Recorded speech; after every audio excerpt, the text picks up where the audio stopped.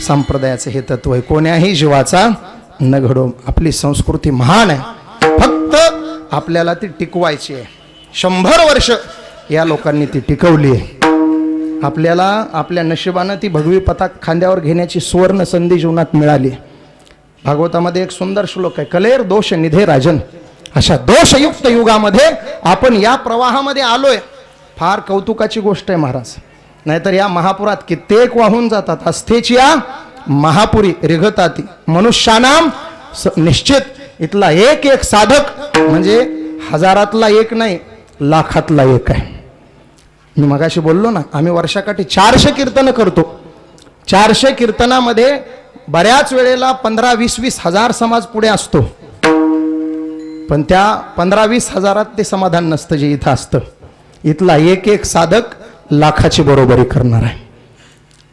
तेव्हा हे लाखात एखादा भक्ती ते कठीण, शुळावरील पोळी विरळा तो बळी, निवडे हे शूर आहेत. विठाला बढा.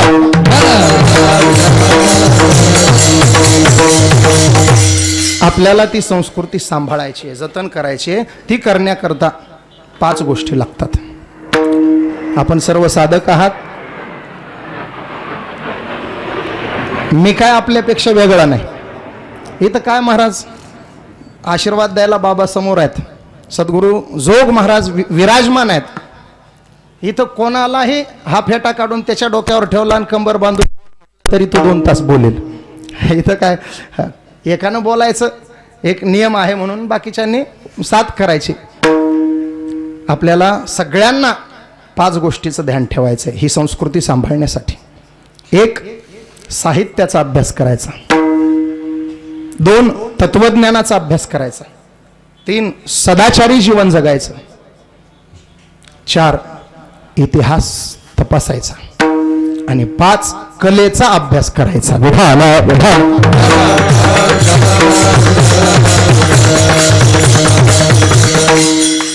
आणि मला वाटतं गाथा ज्ञानेश्वरी सारखं साहित्य जगाच्या पाठीवर कुठंच उपलब्ध होणार नाही. ज्ञानोबा कौतुकानं अपेक्षा करतात गुरुदेवांकडं, साहित्य सोनियाची या खाणी उघडवी देशीयेच्या अक्षोहिणी, विवेक वल्लीची लावणी होदेई सैंघ. नामदेवराय ज्ञानेश्वरीचं कौतुक करतात एका अभंगामध्ये, जेने निगमवल्ली प्रगट केली. वेदाचं मूळ म्हणजे ज्ञानेश्वरी आहे. विभाला. आता अद्वैत तत्वज्ञानाचे पुजारी समोर बसलेले आहेत. डॉक्टर महाराज क्षमा मागून बोलतो आपली. मला वैयक्तिक माझ्या पुरतं बरं का, बाकीच्यांचं काय असेल मत असेल, मला गीतेवर टीका करणाऱ्या सगळ्या आचार्यांमध्ये आपल्याला 2 आचार्य मान्य करायचे. सगळे तर खूप आहेत, अधिकारीच आहेत, पण त्यात 2 टीका अत्यंत महत्त्वाच्या. एक विश्ववंद्य जगद्गुरु शंकराचार्यांचं शंकर भाष्य, आणि दुसरं विश्वमाऊली ज्ञानोबरायांचं ज्ञानेश्वरी चिंतन भावार्थ दीपिका. पण कोणाची काय भावना असेल तर असू द्या, माझ्या दृष्टीने मला शंकराचार्यांच्या शंकर भाष्यापेक्षा ज्ञानोबरायाची ज्ञानेश्वरी गीतेच्या जास्त जवळ गेली असं वाटतं. त्याचं कारण सांगतो. शंकराचार्य गीतेच्या प्रत्येक पदाचा अर्थ आपल्या पुढे आणतील, पण माझे ज्ञानोबराय अर्थासह ज्ञानेश्वरीचा भाव साधकाच्या अंतरंगामध्ये बिनवतील. ज्ञानेश्वरीचा अर्थ कळेल महाराज. विद्यापीठामध्ये डॉक्टरेट मिळवणारे बरेच प्राध्यापक आहेत जे ज्ञानोबरायांना एकेरी उल्लेख करतात. असा राग येतो महाराज, आपली ताकद कमी पडते नाही तर कानफडात द्या वाटते जाऊन. ज्ञानेश्वर तुकाराम म्हणतात हे लोक. हा, त्यांच्या घरचे काय गडी येते. एक ध्यानात ठेवा महाराज, माऊलींना महाराजच म्हणावं लागेल, जगद्गुरु तुकोबारायांना महाराजच म्हणावं लागेल. मग तेही अर्थ शोधतात. अर्थ कळणं महत्वाचं नाही, ज्ञानेश्वरीचा भाव कळणं महत्वाचं आहे. हा, बऱ्याच भगवंताला ज्या गोष्टी सांगायच्या होत्या आणि बोलण्याच्या ओघात भगवान सांगता सांगता राहून गेले. भगवंतालाच त्या गोष्टी सांगण्याकरता ज्ञानोबराय व्हावं लागलं. महाविष्णूचा अवतार, अवतार पांडुरंग नाव ठेविले, आणि मग त्या गोष्टी ज्ञानोबरायांनी पुढे सांगितल्या. एक कळण्याकरता एक मुद्दा सांगतो, आपण चिंतन करणारी मंडळी आहात.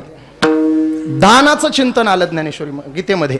सात्विक दानाचं चिंतन करत असताना भगवान बोलून गेले, देशे कालेच पात्रेच तद्दानम सात्विकम स्मृतम दातव्यमिति यद दानम दीयते न उपकारिणी. इथं देण्याबद्दल बोलले, आग्रह केला देवाने, देश काल आणि पात्र पाहून द्यावं. पण बोलण्याच्या ओघामध्ये भगवान बोलता बोलता ते जे द्यायचं दान आहे ते कमवावं कसं हेच सांगायचं विसरून गेले.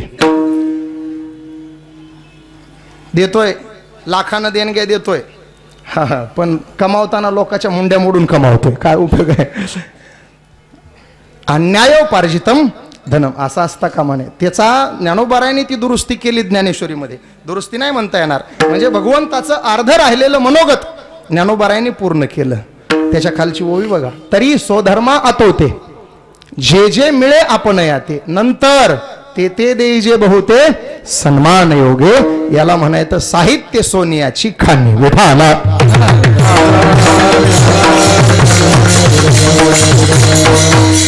काव्यशास्त्राचं असं एक गोड चिंतन आलं. काव्यशास्त्राचं चिंतन करताना असं म्हटलंय, 8 प्रकारचे कवी सांगितलेत काव्यशास्त्रानं.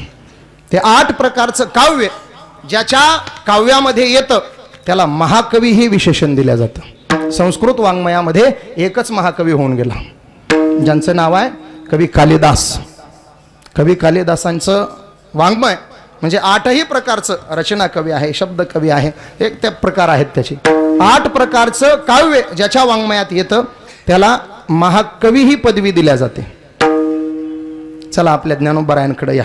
मला कालिदासांपेक्षाही ज्ञानोबाराय किती मोठे आहेत हे आपल्या डोळ्यापुढे आणायचं आहे. कालिदासांच्या रघुवंशम नावाचं प्रभू रामचंद्राच्या जीवनावरचं टिप्पणी करणारं त्यांचं काव्य आहे. त्या रघुवंशम काव्यामध्ये त्यांनी एक दृष्टांत सांगितलाय आणि त्या दृष्टांताला संस्कृत वाङ्मयामध्ये दृष्टांताचं शिखर मानलं जातं.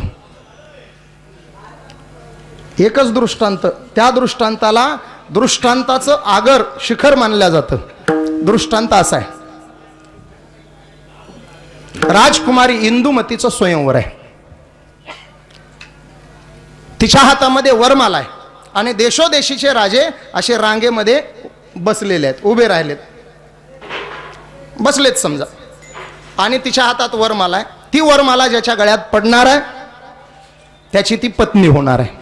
अप्रतिम लावण्याची खाण असलेली इंदुमती.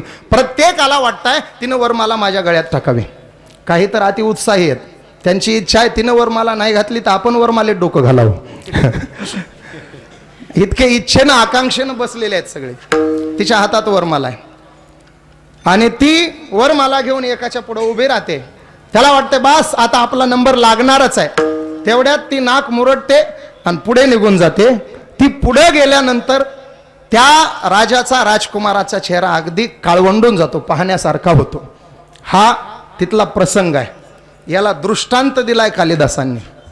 जुन्या काळामध्ये लाईटची व्यवस्था नव्हती आणि नगरीमध्ये हातात मशाल घेऊन एक मशालधारी रात्रीच्या वेळेला पहारा देत फिरायचा. जागते रहो, जागते रहो. मग ती मशाल घेऊन तो ज्या वेळेला राज रस्त्यावरून जायचा, जिथं की राजाची, प्रधानाची, सेनापतीची घरं आहेत, त्या राज रस्त्यावरून जायचा. त्या इमारती अशा रंगरंगोटी केलेल्या.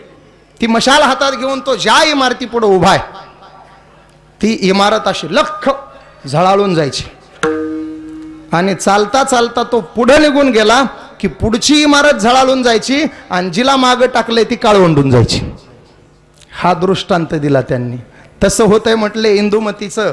इंदुमती ज्या राजकुमारापुढे उभा राहते तो राजकुमार त्या इमारतीसारखा झळाळतोय आणि त्याला डावलून इंदुमती पुढे गेली, पुढची इमारत झळाळते म्हणजे पुढचा राजकुमार झळाळतोय आणि हा मात्र काळवंडतोय. या दृष्टांताला संस्कृत वाङ्मयामध्ये दृष्टांताचं शिखर म्हणतात. असले दृष्टांत आमच्या ज्ञानोबारायांनी एका एका सिद्धांताला 5-5 फेकलेत. आता बोला कोण महाकवी? भले संस्कृत वाङ्मयाचे महाकवी कालिदास असतील पण मराठीच्या काव्याचा राजा साक्षात ज्ञानोबारायच असतात. विठाला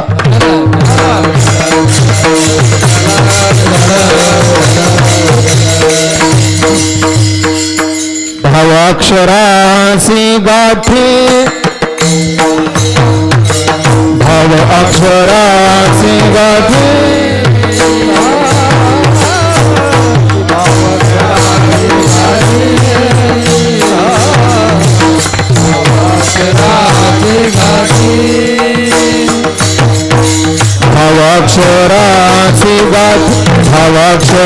अक्षरासी गाठ अक्षरासी गाठ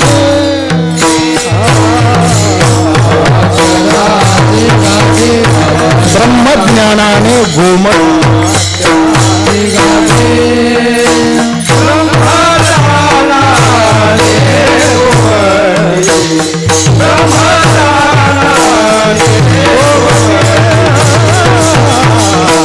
माय Dnyaneshwari hey my Dnyaneshwari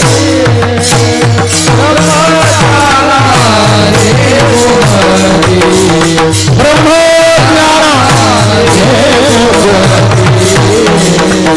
hey my Dnyaneshwari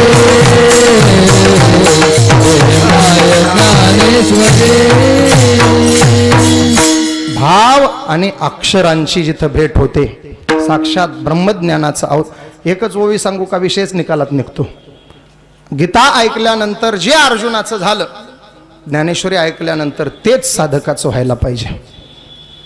Dnyanobaray कौतुकानं बोलले हृदय एक झाले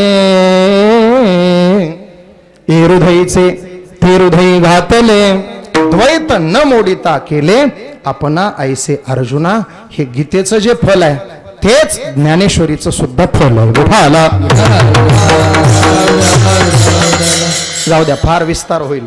दुसरी वा वा वा वाचे बरवे कवित्व कविती बरवे रसिकत्व रसिकत्वी परतत्व.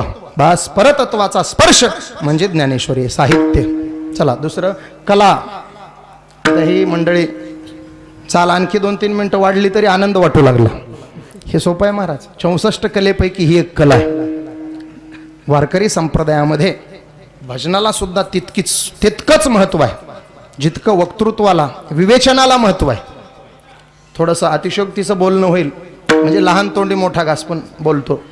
आम्ही जे बोलतोय हे शब्द ब्रह्माचं अवतरण आहे आणि ही मंडळी त्या शब्दांना ज्या चाली लावतात ते नाद ब्रह्माचं अवतरण आहे.